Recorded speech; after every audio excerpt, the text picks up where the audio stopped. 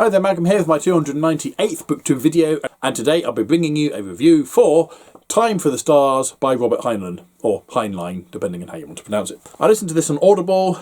It was one of the few free Audible books I could listen to that I actually had on my crazy TBR stack. And having just put up my September wrap-up with links to all the videos that I'd done for all the reviews, I couldn't find this one. Turns out I somehow missed it, which is a bit weird, but there you go. So, Time for the Stars. This is a science fiction story set in the future, and the story is told from the point of view of Tom, who is an identical twin to Patrick. And we start off with their early life, growing up together, and Tom always kind of resents his brother, who to him is more manipulative, is able to get that extra piece of cake, sometimes at the expense of Tom getting no cake, and they both date the same girl, which is a bit suspect in its own right, but there you go.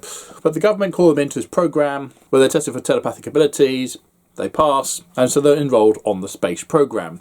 The idea being that, for all intents and purposes, telepathy takes place almost instantaneously, as far as they can tell. And so what they're planning on doing is sending out these ships into space to go and investigate and explore, with one twin on the ship and the other twin staying at home. So the two are always in communication, and they recruit loads of sets of twins for different ships, some even one on one ship and one on another ship. I think it's triplets in one case as well, as this really handy communications system. And of course Tom really wants to go, but it turns out that Pat's the one that gets to wheedle his way on board. However, circumstances mean that Tom does actually end up going in the end. And we follow his adventures as they go off to explore planets. And the picture on the front here is one of the least friendly planets they go to. And that's about it, really. It unfolds in a quite interesting way. Quite a standard space opera of the time, in terms of we go to this planet, we find these things.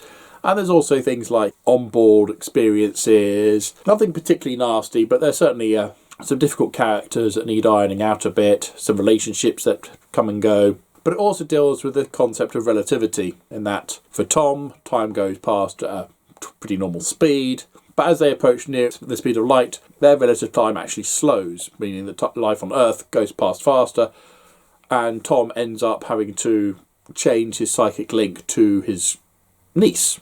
So it's that sort of thing. So you have that time displacement of the people going out to do great things for humanity, but humanity fast forwarding without them, meaning that as and when they do come home, it's not really the home that they left. Now, Joe Haldeman did the same sort of thing with the Forever War, with more fighting involved, obviously. But this is another really interesting investigation in terms of relativistic space travel, but with the added flair of having this telepathic link, which for all intents and purposes, for this story at least, is instantaneous. There's no speed of light limitation taking place because of that. And certainly there's an interesting problem that they do reach, where they do get quite close to the speed of light, where the time displacement is such, but even though the two twins can link, one is thinking at such a faster rate than the other one that the communication is next to impossible. And I think they end up drugging the one on Earth, so they are near death in terms of being hyper boosted in order to be fast enough to communicate to the one on the ship.